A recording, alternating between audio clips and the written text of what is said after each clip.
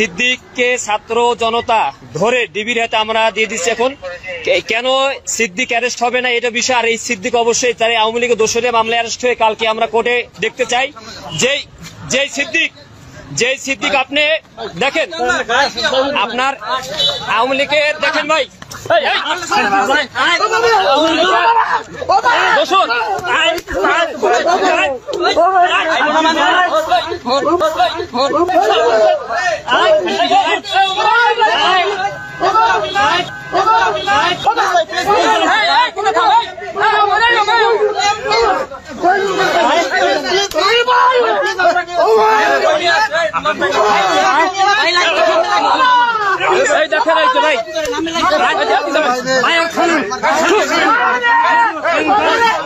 এই জনগণ ধরে দেখেন, এই জনগণ ধরে আমরা হাবিবুল্লাহ বাহার ছাত্রদল, আমি সাইফুল ইসলাম এবং বিদাস সহ এখানে আপনার জগন্নাথের ছাত্রনেতা বাসেদ ভাই এবং বিশেষ করে আপনার ছাত্র দলের কেন্দ্রীয় সংসদের যুগ্ম সম্পাদক আপনার সে ধরে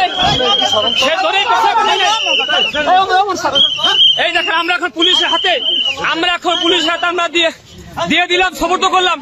কেন সে অ্যারেস্ট হবে না, কেন সে চালানো হবে না? আওয়ামী লীগের দোষর তাকে কোনোভাবে ছাড়া হবে না। আমাদের হাবিবুল্লাহ বিশ্ববিদ্যালয়ের 2টা ছাত্র শহীদ হয়েছেন, আপনার 100 আহত হয়েছেন। এখানে আপনার এই যে গুলিবিদ্ধ অমর ছিল 18 তারিখে ছাত্রলীগের একেবারে অ্যারেস্ট করতে হবে। আমরা পুলিশের হাতে বারবার তুলে দেওয়ার পরও পুলিশ কেন ছেড়ে দিচ্ছে সেই জবাব পুলিশকে দিতে হবে। আমরা অ্যারেস্ট চাই, ছাত্র জনগণ পালাবার সময় তাকে হাতে নাতে ধরা হয়েছে ভাই।